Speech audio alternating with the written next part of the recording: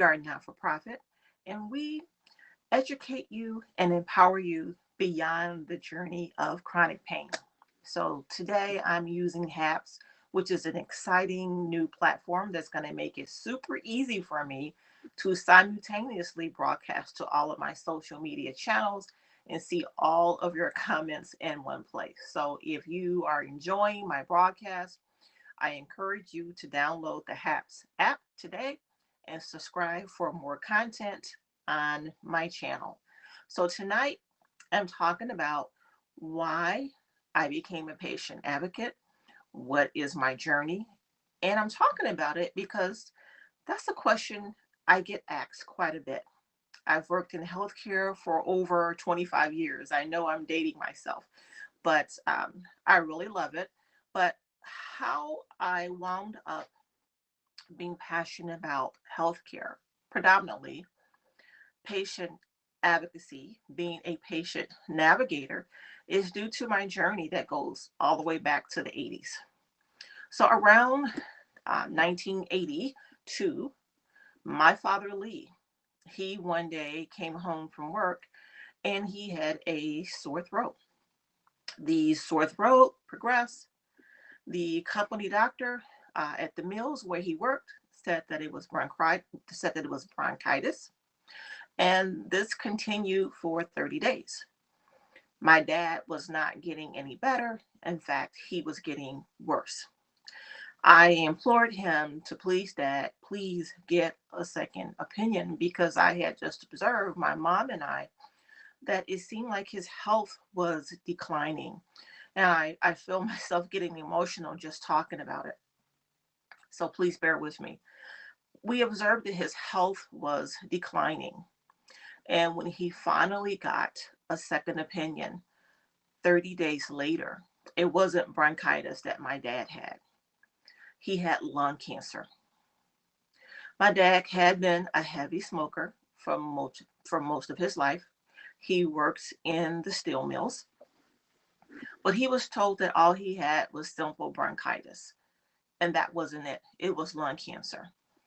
When my dad finally got a second opinion and he was referred to a specialist, they did all the appropriate tests and they discovered that it was too late. There was no surgical intervention because the lung cancer had then metastasized, meaning that it had started to spread all over his body. The lung cancer also, the cancer itself, when it metastasized, it also spread to his eyes. He eventually lost eyesight in the right eye. That was very traumatic for me because I am a daddy's girl and I love my dad tremendously. He was always there for me. Both of my parents were there for me, but I was a daddy's girl and I was the only daughter that he had. And during those days when he was diagnosed with lung cancer, we didn't get much support. So when he was going back and forth to the doctor to figure out what was wrong with him, and the doctor kept saying that all there's nothing wrong with you, it's just bronchitis. What we were dealing with was basically health disparities. And what a health disparity is, for anyone that may not know, is a way of saying the differences that exist between specific populations that affect their access to and achievement of optimal health care. I strongly feel that had my dad been properly diagnosed in the beginning, he may potentially still be here today, or he could have at least obtained optimal health care because so much time had been wasted. And when my dad was diagnosed, over 30 days later, he was given a life expectancy to survive only 3 months. So you're talking about a sucker punch, beyond a sucker punch, a punch in the gut, to go from your loved one having you being told bronchitis or sore throat to finding out that they have lung cancer, and not just lung cancer. He was in the final stages of lung cancer. There was no surgical intervention. We were told by his oncologist that there was nothing that they could do to save him. I learned a lot about patient advocacy right then and there, up close in person, because it was just me and my mom trying to figure out what we're going to do to help my dad, how we're going to make a difference to, improve his quality of life, definitely for the time that he had remaining. When they said he only had 3 months to live, that was a lot to handle. That was a lot to deal with. And for me, I had just graduated high school, probably maybe a few months prior to his diagnosis. I had just graduated from high school. It's still painful for me today.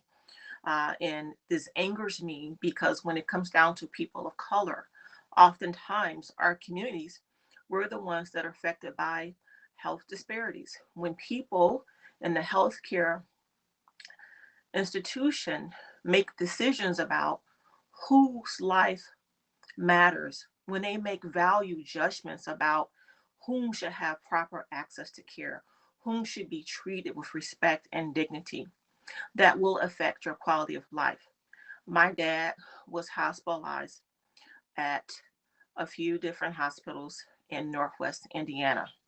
He did not always get the best of care at all. Just the way that they would look at my dad as if to say, he wasn't even worth having a conversation with. And it just really hurt my heart. And at that time, I stopped working to help my mom take care of my dad because I realized quickly that I was going to need to be by his side because I didn't feel comfortable with him at the different medical institutions. So I knew that I needed to be by his side to advocate for him to feel safe, and for my family to feel safe that he was going to be okay. Well, when the cancer spread to his eyes, we then had to drive him 2 to 3 times a week to one of the hospitals in Chicago. And they were doing all they could there to help save his vision. And after treatment, they couldn't. So he lost sight in his right eye. Then the hospitals in Indiana recommended that he have radiation therapy and chemotherapy. So he had both. And that didn't help either. So going from one hospital to one doctor to another, his oncologist was the best. He was so kind to my family and I. I really feel that he did all he could to help my dad. I really wish we had him in our lives in the beginning when all this first started. But he did all he could. What was troubling for me was to watch my dad suffer. I want you to imagine a healthy, robust man. My dad was very tall. I'm going to say he's about maybe 5'8". My dad weighed definitely over 250 pounds, so he was tall and he was a pretty big man. When my dad died, he weighed 69 pounds. So you can see the effect that the cancer had on him. It took a tremendous toll on my dad. And what was really hurtful is sometimes people just don't understand how they treat other people, how damaging it can be towards their mental health. I remember some people, my dad's friends, some of them saying they didn't want to be around my dad because they didn't want to catch it, as if they can catch lung cancer, really. But that's because they didn't understand. They had no idea, they were clueless. So I was with my dad pretty much 7 days a week by his side, my mother and I. And on this particular day, my dad had said to me that he wanted me to step out for a bit just to get some fresh air because he said that I looked tired. And he just wanted me to just, relax and just go out and you know, just enjoy the fresh air. I probably was gone no more than 60 minutes, no more than an hour. And I remember before I walked out my dad's room how he waved at me and he said goodbye. I thought he meant, okay, goodbye, I'll see you when you get back. When I got back, my dad had went into a coma, and then they put him on life support. He was on life support for over 30 days. These are some of the invisible and hidden costs of healthcare disparities when you don't get the proper health and support that you need. Anyone listening to me tonight, watching this, I want you just to think about how you would feel if it was your loved one you find out that's terminally ill, that only has been given 3 months to live, and how, if they had been properly diagnosed, they may still be alive today. Now, with my dad, I mentioned that he was given 3 months to live after his diagnosis.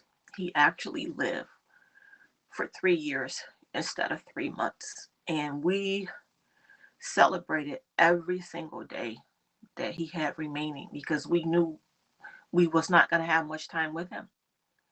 You know, as the 3 months would approach, I found myself suffering from depression, anxiety, wondering, is it going to be today? How much longer is dad going to be here? But we were blessed that he was with us for 3 years. That's why I'm passionate about advocacy, patient advocacy, being a patient navigator, because I know what it's like firsthand experience as a caregiver, what it's like watching your loved one suffer, what it's like with your loved one not receiving proper medical care and attention, what it's like trying to find a doctor with a respectable chairside and bedside manner, what it's like finding healthcare providers that actually care about people of color, that actually want to show up and do their jobs every day and to make a difference, a positive difference in someone's life. That's why I'm a patient advocate, because of everything that my dad went through, everything that my dad experienced. I don't want anyone, any other families to suffer like my family did, watching my dad die. The chemotherapy, the radiation therapy, all those chemicals in his body, and how the radiation therapy, how his skin was just burnt. He was in so much pain. I can at times still hear his cries when he would just cry out and say, Lord, please have mercy. Lord, please have mercy. And that just would just tear me up. Hearing my dad cry out to God, I'm happy he cried out to God, but the fact that he was just suffering, think about it. If you have a loved one suffering and you're doing all you can to help them, but yet whatever everything that you're doing is not enough. It seemed as though nothing was helping his pain. He was not given a lot of painkillers, anything like that. He literally just suffered. No appetite because of the chemo and the radiation. I remember him having Ensure, Sustacal, different supplements, nutritional drinks to boost his appetite. Nothing seemed to work. I remember his skin just charred and burned and how he was in pain just if you want to touch him or hug him, how everything hurt him. So, patient advocacy. This is a story that I've never shared with anyone, everything that I just shared with you all today. That's why I'm patient. That's why I am passionate about being a patient advocate, because I have firsthand experience, painful experience. Navigating the healthcare system is something that I had to learn how to do at a very, very early age. Navigating the healthcare system is like a maze. And in case you're wondering if my dad had insurance, yes, he had the best insurance. He worked in the steel mills. They have very, very good insurance. It was with Blue Cross Blue Shield, very, very good insurance. And so this is not a situation where he didn't get care because he didn't have insurance. That wasn't it at all. He had great insurance, but even though he was covered, The problem was the way he was treated as a patient. He was marginalized, he was undervalued, he wasn't respected. So, ever since the 80s, I have dedicated my entire life and my entire healthcare career to being a patient advocate, a healthcare activist, a patient navigator, helping patients and families around the world, helping them navigate the healthcare system, being a voice for them, being their support. Most importantly, listening, letting them know that they are not alone. And the ironic thing is about, I'm going to say, 6 or 7 years ago, the company where I used to work, they had a position available for a patient navigator, and I applied for the position. And I was told that I didn't have enough experience. And I thought, really? I don't have enough experience? I got firsthand account experience. What are you talking about? And the person who told me that I didn't have enough experience, I asked him, well, what was his background? How did he get the job? And he shared with me that he was a chemical, either an electrical engineer. What does that have to do with patient advocacy? What does that have to do with being a patient navigator? Nothing. Absolutely nothing. When I applied for the job again, 6 months later, I was told that I was overly qualified. So, what is it? One moment you're saying that I am not qualified. The next minute you're telling me that I am overly qualified. It didn't make any sense to me. And then I figured out what the problem was. The problem was they didn't have anyone in the department who was a person of color who looked like me. And they didn't want people of color working in that department. They wanted to just hire Caucasians in that department. It was very troubling because this is a company that I loved, I enjoyed working for, but they didn't value me. They didn't value people who looked like me. And I remember my dad used to always tell me, you know, be educated, be knowledgeable, don't take no for an answer. So that is why I created Fibro Patient Education and Support. I am the founder and organizer of the not for profit. We are a 501c3 organization. I created it because several years later, several years ago, um, due to the job where I was working at in the pharmaceutical industry, I was bullied for 2.5 years. And as a result of that, that was the perfect storm that led to my diagnosis of fibromyalgia. So I have a lot of advocacy experience. I understand the patient journey. I know what it's like to be a patient as well as a caregiver. I know what it's like to work in different areas when it comes down to the patient navigator role. I know what it's like when you have to figure out the care, what your benefits are, what's covered under your plan.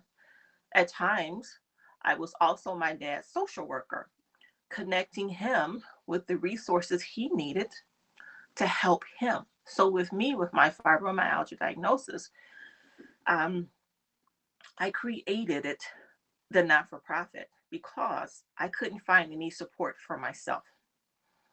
And I realized, sometimes when people don't give you a break, I mean, I'm not the type of person that's looking for a handout. I'm not looking for handouts. Hand ups, not handouts, two different things. I'm not a charity case. We're all looking for opportunity. We all want to be successful. We all want a better life. So for me, I realized, you know what, Nisi, they don't want to hire you as a patient navigator. They don't value you. Create your own. So I created the not for profit, but I didn't stop there. I also created Fibromyalgia Talks, which is a talk show on Comcast Public Access that airs in about 16 cities here in the state of Illinois. From there, I created my own radio show on Talk Zone syndicated radio. So I'm very proud of myself and my accomplishments, in spite of the fact that I had difficulty finding a position to be a patient navigator. And then I realized, you know what, sometimes in life, it's not about having a seat in anyone's table. It's about creating your own table. And that's what I have done for myself.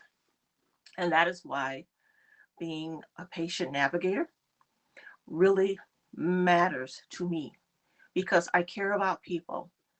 I care about and I am disturbed about healthcare disparities. And I want to be a help for others in need in the healthcare industry. Patients, caregivers, they're dealing with enough. When you are a patient, the one thing you don't have time for is worrying about, are they going to undervalue me? Are they going to listen to me? Are they going to care about me? You just want to be treated with respect and dignity. There is such a thing as a patient bill of rights, but many patients do not understand that they have rights. Many patients don't even ask questions about their own health care because they don't know what questions to ask. They don't know. And so I am their voice. And that's why I chose this career path for myself. So now what I am doing is I am enrolled in the social media marketing specialization with Coursera that's offered by Northwestern University.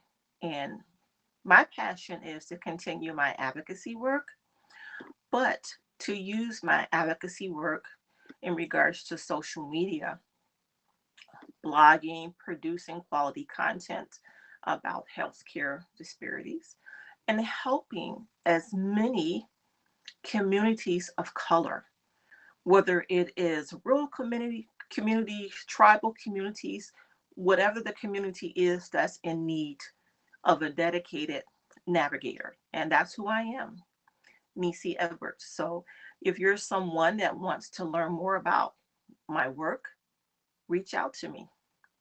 And I thank you for tuning in today. You can find me via www.fibromyalgiapatienteducation.info. But that is why I am passionate about healthcare advocacy, patient advocacy, making a difference. And the important thing that I have learned on this journey, my own patient journey, is to never give up hope. I have a saying, and it is stay on Hope Avenue. Because when we take our eyes off of hope and when we stop feeling like we have hope, that's when the despair sets in.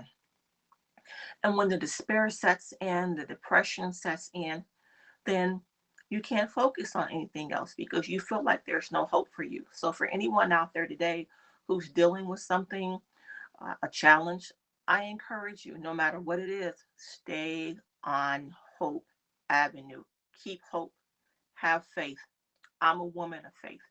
And it's my faith that got me through my father Lee's lung cancer diagnosis. It's my faith and hope that got me through when my dad died. I mean, not having my dad, that was traumatic, but staying on Hope Avenue, having faith that there were going to be better days. I'm still here. I have had better days. It still hurts that my dad is not here, but I'm encouraged by the fact that I know he's in a better place. There's no more pain and suffering. And again, I say to you all tonight, no matter what it is, no matter what the problem, stay on Hope Avenue. Remain hopeful. Don't give up. Remain hopeful. And if you need some support, reach out to me. Be blessed.